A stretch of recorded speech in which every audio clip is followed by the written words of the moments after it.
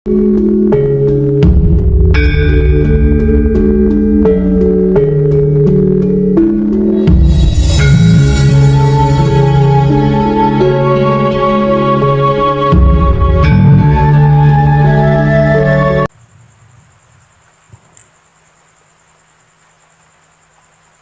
berasal dari Romo dan milik Romo. Sekarang akan aku kembalikan kepada Romo dengan sempurna melalui lakuku. Jadilah berguna bagi diriku, atau jadilah bermanfaat bagi diriku. Kanthi Teguh Rahayu Slamet.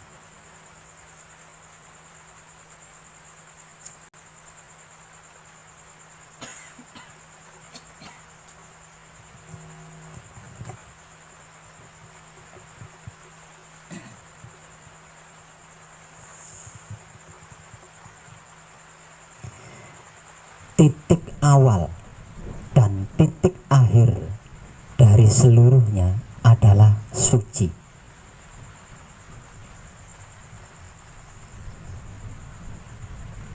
Titik awal dan titik akhir dari seluruhnya adalah suci. Semuanya, segalanya berbahan suci, berasal dari suci, dan akan kembali kepada suci. Apapun itu, tanpa terkecuali. Terutama manusia hidup.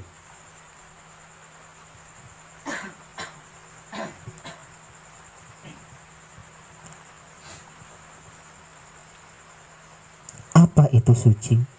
Suci itu bukan apa-apa. Apa itu suci? Suci itu bukan apa-apa.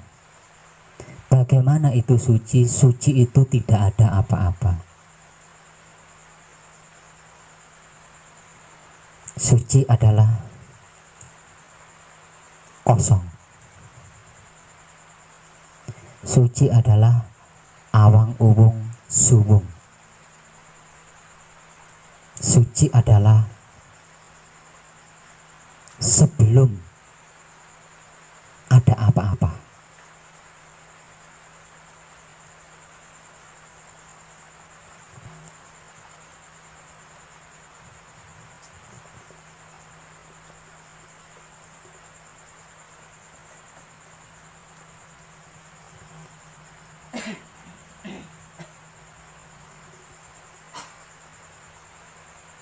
Jadi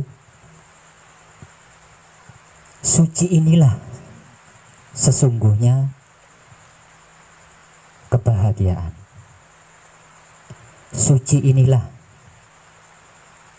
yang sesungguhnya ketentraman. Suci inilah yang sesungguhnya selamat. Suci inilah yang sesungguhnya sempurna, dan suci inilah yang sesungguhnya abadi.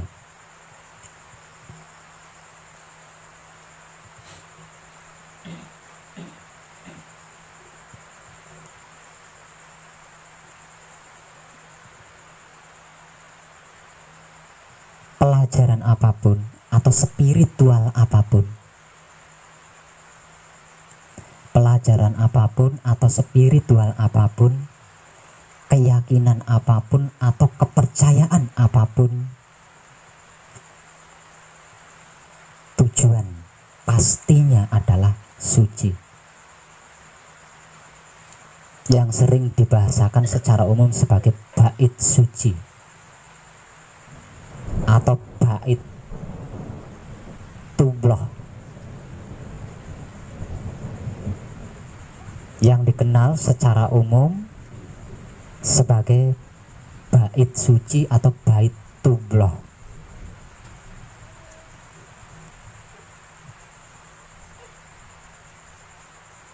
Untuk yang berkeyakinan pada agama Islam, tentu itu tidak asing dengan sebutan Allah atau Allah. Nah, arti maksud dari kata Allah atau Allah itu adalah suci. Jadi istilah Baitullah adalah rumah suci atau tempat suci. Bait itu artinya tempat atau rumah, sedangkan Allah atau Allah itu adalah suci. Baitullah berarti tempat atau rumah suci.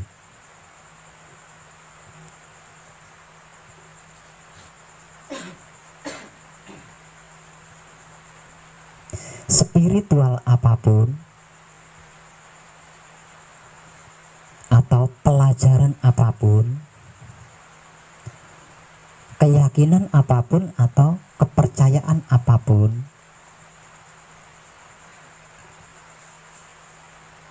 itu dibutuhkan filosofi. Dibutuhkan filosofi. Nah, yang sebagai filosofinya adalah berbuat kebaikan kepada sesama makhluk hidup atau menebar kesadaran rasa cinta kasih sayang terhadap sesama makhluk hidup. Nah, arti maksud dari sesama makhluk hidup ini sangat luas. Artinya bukan cuma manusia atau hewan, semua makhluk yang hidup terkait di dalamnya.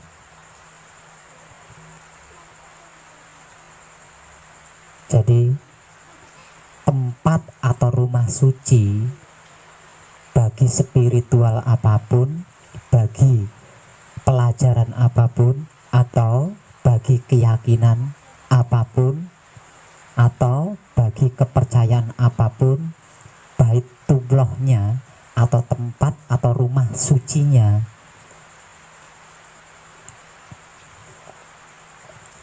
adalah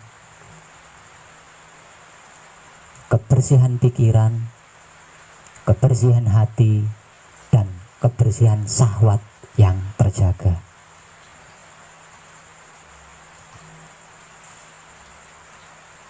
Nah, apa yang sedang kita pelajari bersama tentang kebersihan pikiran, kebersihan hati, kebersihan syahwat yang terjaga, inilah yang dimaksud sebagai tempat atau rumah suci atau Baitullah. Kesimpulannya berarti yang dimaksud Baitullah atau tempat suci itu bukan di sana atau di mana-mana, bukan, melainkan di dalam diri kita sendiri.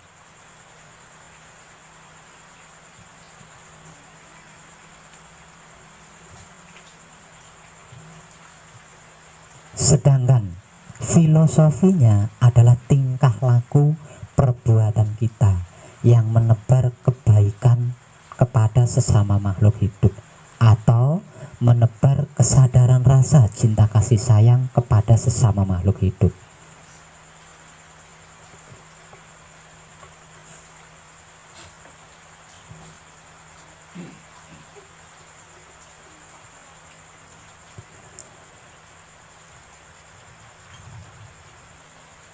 Saya ulang dari awal, mohon diperhatikan.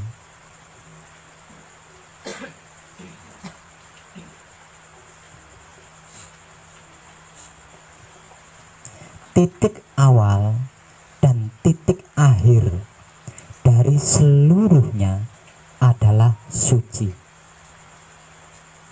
Titik awal dan titik akhir dari seluruhnya adalah suci. Kenapa? Karena semuanya, segalanya itu berasal dari suci, berbahan suci, dan akan kembali kepada suci. Suka tidak suka itu, mau atau tidak mau.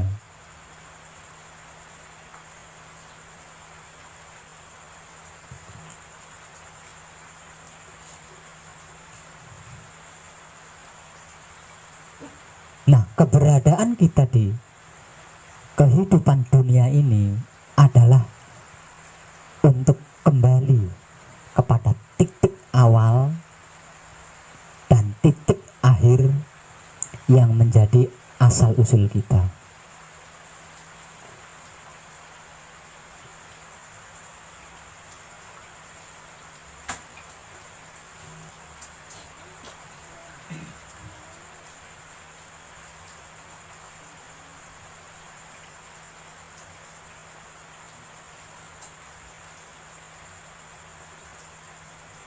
Suci yang ada di setiap diri makhluk adalah hidup.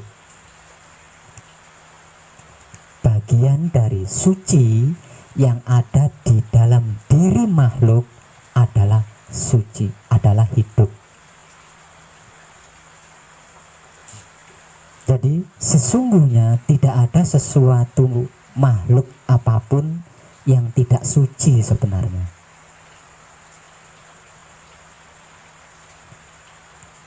Dengan penjelasan saya tadi itu mengartikan bahwa sesungguhnya tidak ada satupun makhluk yang tidak suci, karena seluruhnya, segalanya, semuanya itu berasal dari suci, berbahan suci, dan akan kembali kepada suci.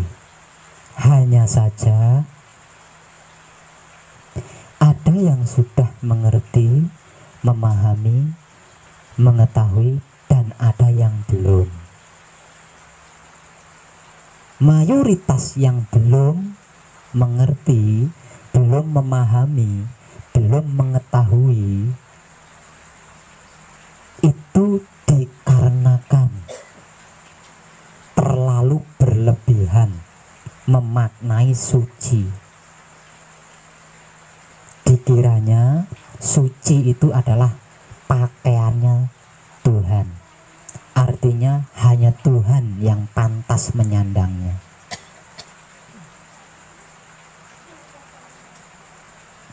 Mayoritas orang-orang yang tidak mau mengerti, tidak mau memahami, dan tidak mau ambil tahu tentang identitas jati diri pribadinya, itu terlalu berlebihan memaknai suci. Padahal suci itu amat sangat sederhana. Bentuk berlebihannya mereka memaknai suci adalah suci itu dimaknai sebagai sesuatu yang putih dan merupakan pakaian Tuhan, atau gelarnya Tuhan, atau sandangannya Gusti Allah.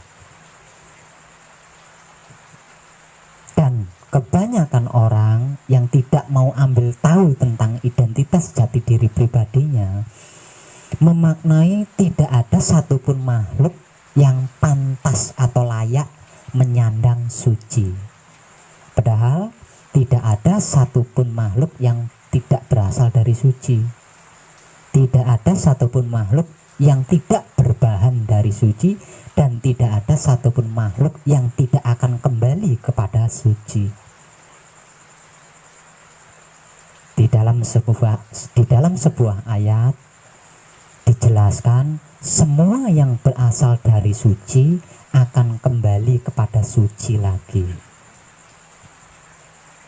Bahasa mayoritasnya innalillahi wa inna ilaihi rojiun. Semua yang berasal dari Allah akan kembali kepada Allah.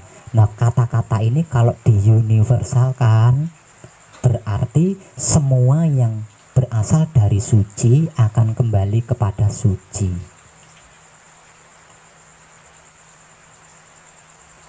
Artinya tidak ada satupun makhluk yang tidak berasal dari suci, yang tidak berbahan suci, yang tidak akan kembali kepada suci. Allah maksudnya adalah suci.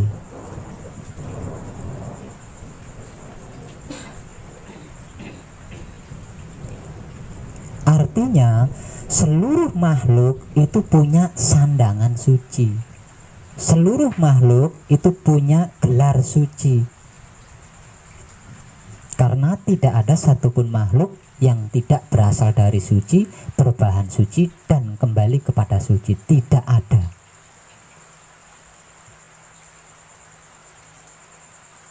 Ini perkara pemaknaan saja. Seperti yang sudah saya jelaskan tadi, bahwasanya orang-orang yang tidak mau ambil mengerti, orang-orang yang tidak mau ambil memahami, orang-orang yang tidak mau ambil tahu tentang identitas jati diri pribadinya, memaknai suci itu hanya milik Tuhan. Sedangkan makhluk itu tadi kotor. Jadi tidak pantas makhluk menyandang suci, itu tidak pantas. Hanya Tuhan, hanya Allah yang bisa menyandang suci, yang layak menyandang suci. Ini pemaknaan dari orang-orang yang tidak mau ambil mengerti, ambil paham, ambil tahu tentang siapa dirinya yang sebenarnya.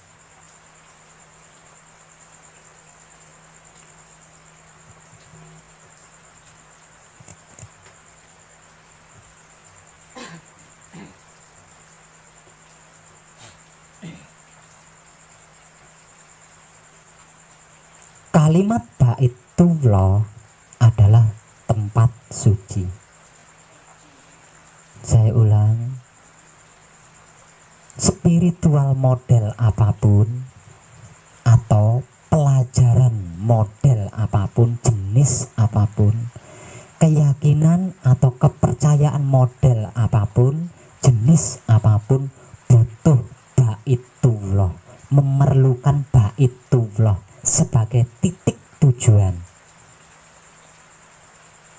Namun tetap ada sebagian yang mengerti, ada sebagian yang belum mengerti. Bukan tidak mengerti, tapi belum mengerti. Mereka yang belum mengerti itu dikarenakan tidak mau ambil mengerti. Sekalipun ada pelajarannya sangat jelas.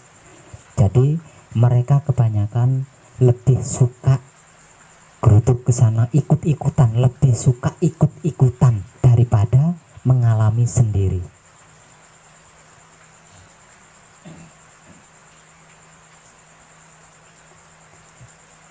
Selain membutuhkan dan memerlukan Baitullah atau tempat suci, juga dibutuhkan filosofi sebagai ancer-ancer atau sebagai gambaran yang dipraktekkan. Filosofi atau gambarannya atau ancer-ancernya yang harus dipraktekkan, ini mau tidak mau, yang harus dipraktekkan apa?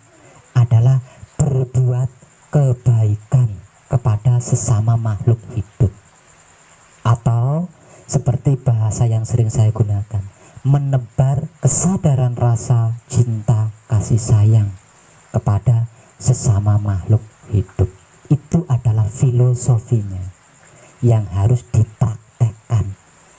Itu adalah penggambarannya yang harus dipraktekkan, atau itu adalah ancer-ancere sing kudu dilakoni. Sekalipun punya titik tujuan, yaitu Baitullah atau tempat suci, jika tidak ada filosofinya, tidak akan bisa. Kenapa? Karena tidak ada yang bisa dipelajari. Jika tanpa filosofi, apa yang akan dipelajari?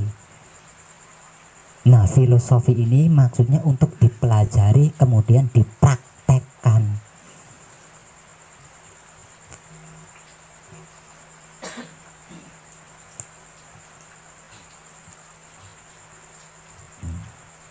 Ini terlepas dari agama apapun.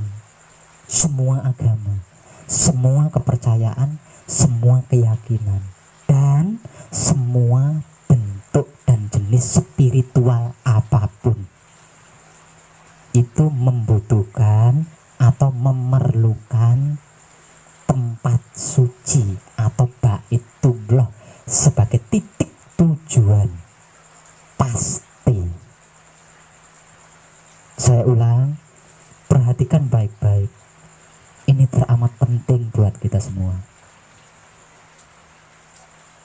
Saya ulang, spiritual model apapun ya, atau pelajaran model apapun, sekalipun itu bukan pelajaran agama, katakanlah pelajaran sekolahan atau pelajaran kanuragan, ilmu-ilmu, itu sama. Keyakinan model dan jenis apapun, kepercayaan model dan jenis apapun, itu membutuhkan atau memerlukan tempat suci atau baitullah sebagai titik tujuan pasti.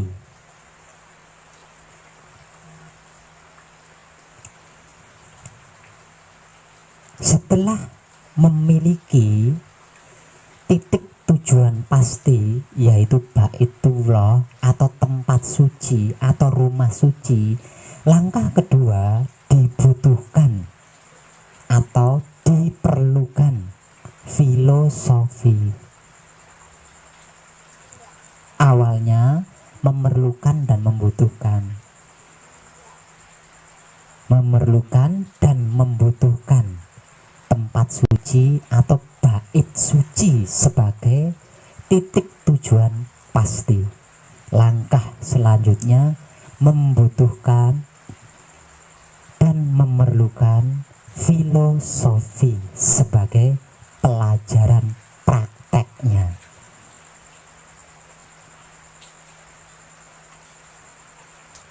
Suci yang dimaksud adalah nol,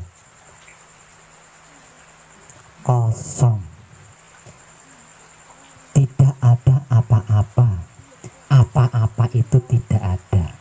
Kalau ada apa-apa, apa-apa ada, itu bukan suci. Kalau penuh itu juga bukan suci. Kalau rame itu juga bukan suci. Karena suci itu kosong, nol, tidak ada apa-apa, apa-apa tidak ada. Jadi suci itu bukan bentuk, bukan warna, apalagi dimaknai sebagai pakaian Tuhan, bukan. Jadi suci itu adalah ranah. Bisa saya gambarkan sebagai ranah. Suci itu adalah ranah. Suci itu adalah tempat. Atau bisa juga dimaknai suci itu adalah dimensi. Dimensi, ranah, atau tempat yang kosong, tidak ada apa-apa. Apa-apa itu tidak ada. Itu maksud daripada suci.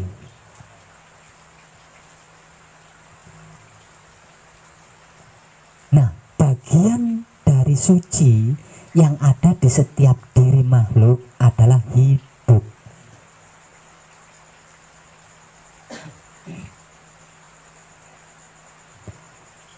Baitullah atau tempat suci atau rumah suci ini tidak bisa diisi, tidak bisa dimasuki oleh apapun.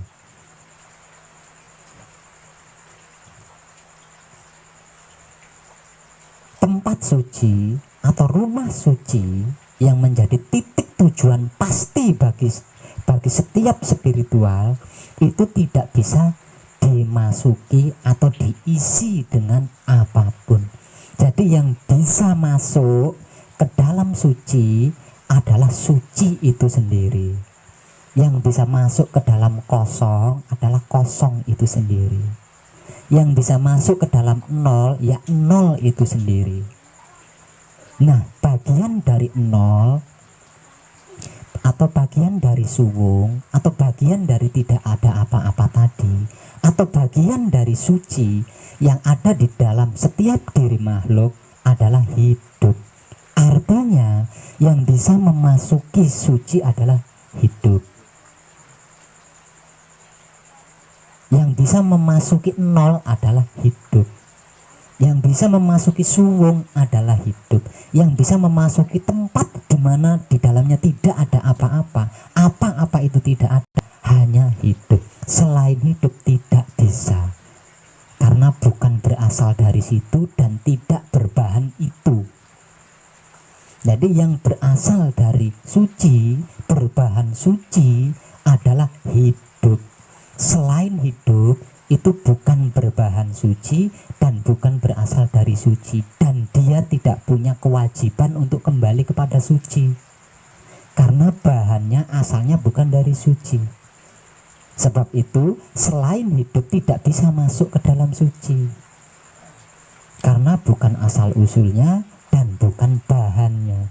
Yang bisa kembali kepada suci, ke dalam suci hanya hidup, karena hidup itu berasal dari suci dan berbahan suci, maka dia punya kewajiban untuk kembali kepada suci. Nah, bagian dari suci yang ada di dalam diri setiap makhluk adalah hidup. Nah, untuk bisa mengerti tentang ini, untuk bisa memahami tentang ini, untuk bisa mengetahui tentang ini dibutuhkan filosofi sebagai penggambaran atau sebagai perumpamaan atau sebagai ancer-ancer yang dipraktekkan. Tanpa adanya filosofi, tanpa adanya penggambaran atau perumpamaan atau ancer-ancer, kita tidak akan pernah bisa mempelajari atau mengkaji yang namanya suci atau hidup.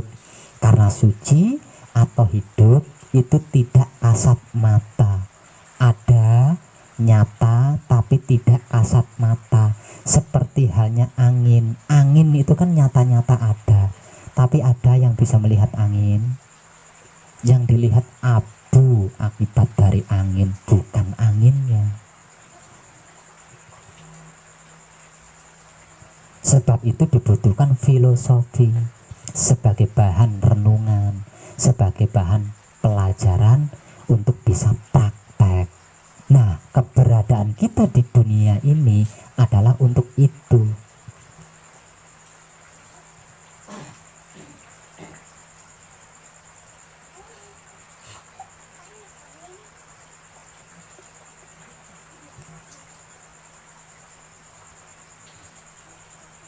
Sebab karena itu saya selalu wanti-wanti, berpesan, memberikan motivasi agar supaya ketika kita melakukan patrap samadhi tidak terpengaruh oleh proses.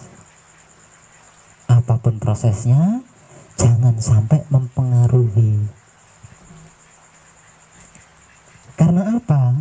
Karena kalau kita sampai terpengaruh oleh proses atau dipengaruhi oleh proses, maka kita akan terlibat lama di dalam proses. Yang namanya proses itu nggak ada yang enak. Proses itu nggak ada yang enak.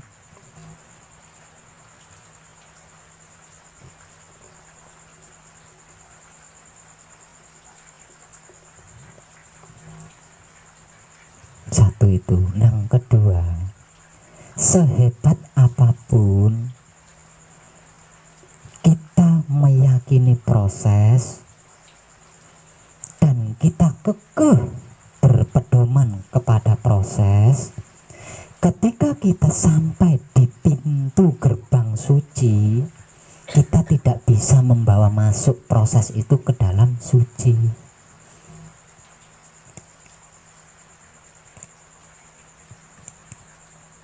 Jadi percuma kita meyakini proses dan mengumpulkan proses sebanyak mungkin, itu percuma karena hanya akan menjadi beban dan pada akhirnya harus kita lepas karena tidak bisa kita bawa masuk ke dalam suci.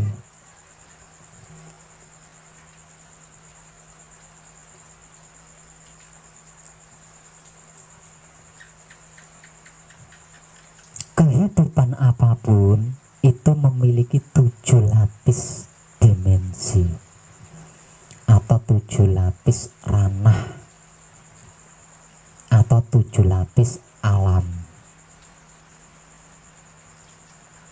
Nah, dari ketujuh alam ini satu alam yang paling membahayakan manusia.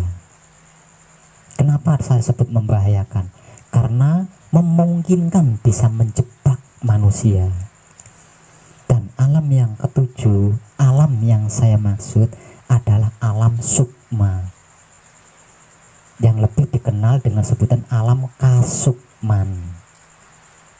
Nah, alam sukma atau alam kasukman ini adalah alamnya anasir, alam di mana para malaikat tinggal. Nah, ini yang paling berbahaya. Pengenalan alam sukma itu terjadinya proses ketika kita sedang mengheningkan cipta. Nah, kalau kita sudah asik di proses, sudah mempercayai proses, berarti kita masuk ke dalam alam kasukman dan berhenti di alam kasukman. Alamnya para anasir atau alamnya para malaikat. Anasir atau sedulur papat atau para malaikat ini adalah esensi kesaktian Tuhan. Para anasir atau para malaikat yang tinggal di alam sukma ini merupakan esensi kesaktian Tuhan. Jadi seluruh ilmu Tuhan itu ada di anasir atau ada di para malaikat.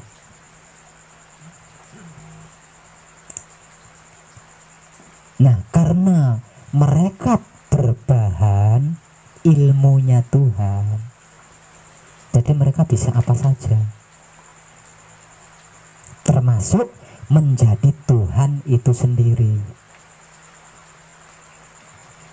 Nah, kalau kita sudah terjebak di proses, kalau kita sudah terjebak di alam kasukman, sudah bisa dipastikan kita akan tersesat. Karena apa? Karena anasir bisa berwujud Tuhan atau malaikat-malaikat itu bisa berwujud Tuhan. Satu misal contoh, kita patrap samadhi.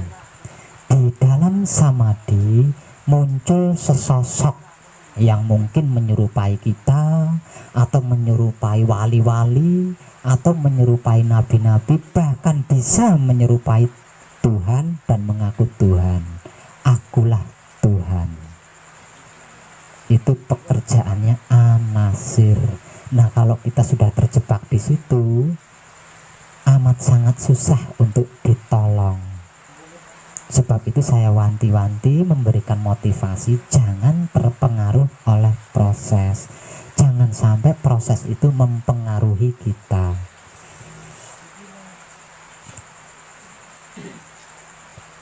Masih ingatkan jenengan ketika saya memberikan informasi setelah mijil, ketika bersamadhi, nonaktifkan pikiran, nonaktifkan hati. Maksudnya nggak usah mikir apa-apa, nggak usah membatin apa-apa. Gunakan kesadaran untuk menikmati rasanya proses, bukan proses yang dinikmati. Karena kalau kita menikmati proses, sudah pasti kita akan terjebak karena tertarik oleh proses. Itu ketika di dalam menekung kita melakukan patrap samadhi mijil sowan. Untuk lelaki, ketika kita melakukan patrap samadhi sabdo sejatine satrio. Untuk kaum wanita, ketika melakukan patrap samadhi mijil sejati, sama, nonaktifkan pikiran, nonaktifkan hati. Maksudnya jangan mikir apa-apa, nggak usah berpikir apa-apa, tidak usah membatin apa-apa. Gunakan kesadaran untuk menikmati rasanya napas. Nah, ini harus diperhatikan. Jadi yang dinikmati itu bukan napasnya, yang dinikmati adalah rasanya napas. Ketika kita bernapas melalui hidung, nah di ujung hidung itu kan ada rasanya. Nah itu yang dinikmati, bukan napasnya. Ketika patrap samadhi mijil sejati untuk lelaki, ketika patrap samadhi sabdo sejati satria. Lain lagi ketika kita melakukan patrap samadhi mijil sowan, yang dinikmati dengan kesadaran adalah rasanya proses, bukan prosesnya. Gitu. Itu maksud dari informasi saya. Jangan sampai terpengaruh atau proses itu mempengaruhi kita, karena tidak ada gunanya. Sehebat apapun prosesnya dan kita meyakini proses tersebut, pada akhirnya ketika kita sampai di pintu suci, kita tidak bisa membawa masuk proses itu. Kita harus melepaskan seluruh proses yang kita yakini dengan asik itu tadi. Tidak mau melepaskan, kita tidak akan bisa masuk. Lawang yang bisa masuk ke dalam suci itu hanya suci. Sedangkan bagian suci itu sendiri adalah hidup yang ada di dalam diri kita. Nah ini.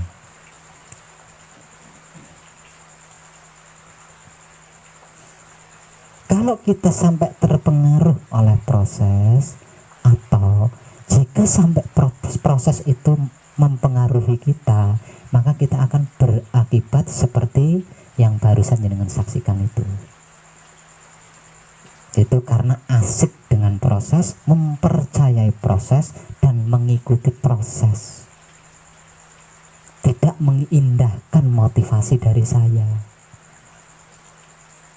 Nah kalau sudah seperti itu harus capek dulu, baru akan percaya dengan kata-kata saya. Kalau sudah seperti itu. Kalau belum lempoh, belum capek, betapapun saya mengingatkan tidak akan digubris. Karena sudah terlanjur percaya, sudah terlanjur meyakini, dan sudah terlanjur menikmatinya dengan asik.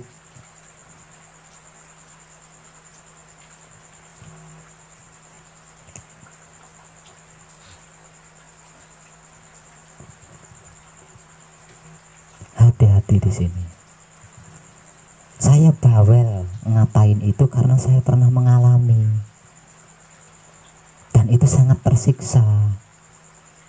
Nah, karena ketika saya mengalami hal itu dan saya sangat tersiksa banget, nggak enak rasanya.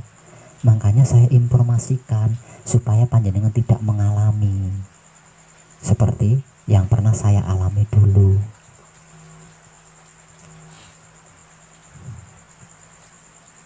Apapun prosesnya, dipikir ya selesai, tidak dipikir ya selesai. Nah kalau sama-sama bisa menyelesaikan, kenapa kita tidak memilih tidak mikir?